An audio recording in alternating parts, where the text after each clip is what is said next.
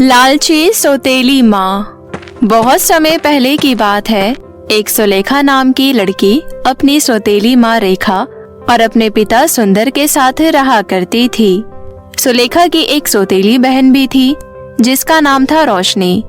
कुछ वर्षों पहले सुलेखा की माँ को एक जहरीले सांप ने डस लिया था, जिसके कारण उसकी माँ की मृत्यु हो गई थी। सुलेखा की देखभाल और अच्छी परवरिश के लिए सुलेखा के पिता सुंदर ने एक रेखा नाम की औरत से दूसरा विवाह कर लिया था। शुरू में रेखा सुलेखा का बहुत ध्यान रखती थी, परंतु जैसे ही सुलेखा को खुद की औलाद हो जाती है, वो सुलेखा की तरफ ध्यान देना बंद कर देती है और उसके साथ सौतेला जैसा व्यवहार करना शुरू कर देती है। एक दिन की बात है, सुलेखा बड़े ही ध्यान से रोशनी को देख रही होती है।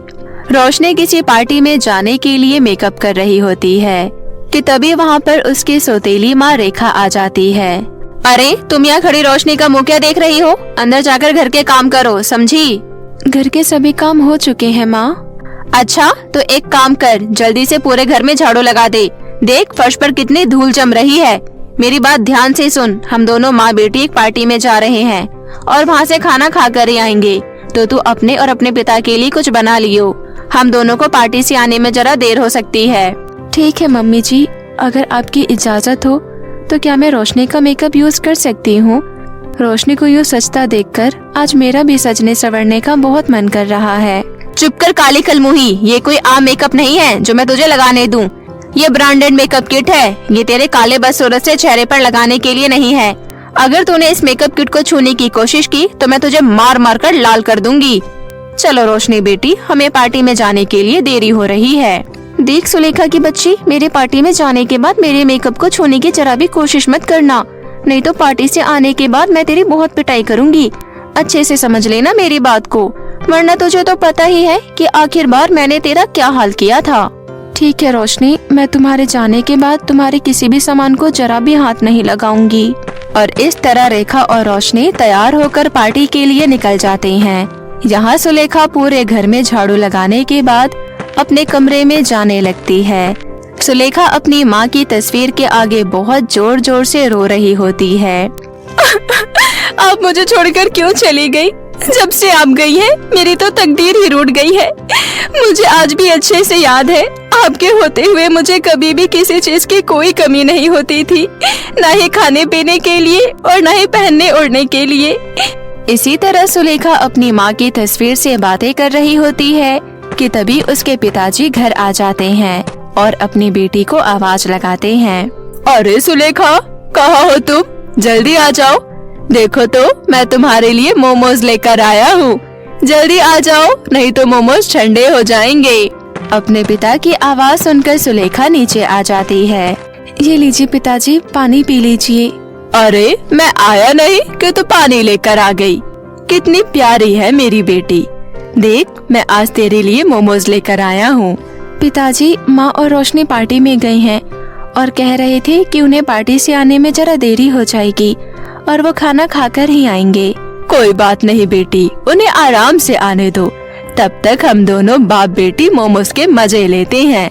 इस तरह दोनों बाप बेटी मीठी मीठी बातें करते और चटपटे मोमोज खाते। थोड़ी देर तक सुलेखा को बहुत अच्छा लगता है। इसी तरह रात हो जाती है और थोड़ी ही देर में रेखा और रोशनी पार्टी से वापस आ जाते हैं। क्यों रे सुलेखा, तूने अभी तक अपने पापा को खाना नहीं दिया क्या? अरे भाग्यवान, हम दोनों खा पी के सेट है। तुम अपना बताओ, तुम्हारा तो पेट तो भरा है ना? अरे क्या ही बताऊं जी, खाने का तो बस पूछो ही मत। सारा मजा पार्टी ने किरकिरा कर दिया, ना तो ढंग से खाना था और न ही ढंग का कुछ मीठा था। सारी बातचीत करने के बाद सभी लोग सोने चले जाते हैं। उसी रात रेखा मन ही मन सोचती है, सुलेखा के पिता का प्यार तो सुलेखा के लिए बढ़ता ही जा रहा है। अगर ऐसा ही चलता रहा तो एक दिन सुंदर सारा जायदाद सुलेखा के नाम कर देगा और मुझे और मेरी बेटी को ठेंगा मिलेगा। मुझे जल्दी कुछ करना होगा, नहीं तो सारा काम खराब हो जाएगा। इतना सोचते हुए रेखा सो जाती है। अगले दिन सुलेखा सभी के लिए खाना लगा रही होती है। सुलेखा, फ्रिज में कल की रोटी रखी हुई है, तू वही खा लियो। नहीं सुलेखा, वो बासी रोटी हरगिज नहीं खाएगी। आज से मेरी बेटी सुलेखा भी हमारी तरह ताजी रोटी ही खाएगी, नहीं तो मैं ये घर छोड़कर चला जाऊंगा। और मेरी इस बात को तुम गांठ बांध लो। ठीक है जी, कल से मैं इसे बासी रोटी नहीं दिया करूँगी। अब रेखा के मन में सुलेखा और खटकने लगती है। रेखा किसी न किसी तरह से सुलेखा को घर से निकालना चाहती थी। एक दिन सुंदर को किसी काम के सिलसिले में विदेश जाना पड़ता है और विदेश जाने के लिए वो रवाना हो जाता है। अब रेखा किसी भी तरह सुलेखा से बदला लेने की सोचती है और उसके घर के सभी काम करवाने लगती है।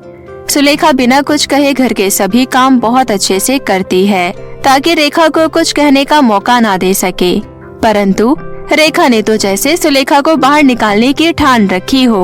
एक दिन रेखा किचन के कुछ महंगे बर्तन तोड़ देती है और सुलेखा को आवाज लगाती है, सुलेखा, अरे ओ सुलेखा, कहाँ मर गई है? आई माँ जी। जी माँ, कहिए क्या हो गया? कहिए कि बच्ची, तुझे अभी बताती हूँ। तू मेरे किचन के सबसे महंगे बर्तन तोड़ के रख दिए। ये मैं अपने मायके से लेकर आई थी। तुझे पता भी है कितनी महंगे है ये बर्तन? परंतु माँ, ये बर्तन मैंने नहीं तोड़े हैं। तो ये बर्तन कोई भूत तोड़ने आया था क्या? माँ, सच्ची मुझे नहीं पता। रेखा सुलेखा की एक नहीं सुनती और वो रेखा को 2 थप्पड़ लगाती है और उसे घर से बाहर निकाल देती है। सुलेखा बेचारे इधर उधर घूमने लगती है। बहुत ही मासूम और कम बोलने वाली लड़की थी सुलेखा। वो घूमते घूमते सुलेखा बाजार तक पहुंच जाती है। बाजार में सुलेखा को उसकी मौसी मिलती है। सुलेखा अपनी मौसी को सारी बातें बताती है। सारी बातें सुनकर उसकी मौसी कहती है, सुलेखा बेटी, मुझे इस बात का जरा भी भनक नहीं थी कि तुम्हारी सौतेली माँ तुम पर इतना अत्याचार करती है, लेकिन अब बहुत हो गया। अब तुम्हें वहाँ रहने की कोई जरूरत नहीं है। तुम आज से मेरे घर पर है ना। थैंक यू मौसी जी, लेकिन मुझे बहुत डर लगता है कहीं माँ मुझे वापस लेने के लिए ना आ जाए। तू चिंता मत कर, चल अपनी मौसी पर विश्वास रख। और इसके बाद सुलेखा की मौसी उसे अपनी गाड़ी में बिठाकर ले जाती है।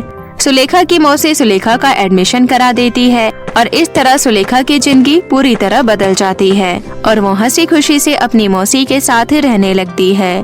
तो मेरे प्यारे दोस्तों, कैसी लगी आपको मेरी ये कहानी? मुझे कमेंट करके जरूर बताएं और इसे अपने दोस्तों के साथ भी शेयर करें। और हाँ दोस्तों, अगर आपने अब तक मेरे चैनल को सब्सक्राइब नहीं किया है तो प्लीज जल्दी से नीचे लाल बटन दबाकर अभी कर ले। तो मिलती हूँ आपसे फिर किसी नई कहानी के साथ। तब तक के लिए आप अपना ध्यान रखें। बाय बाय दोस्तों।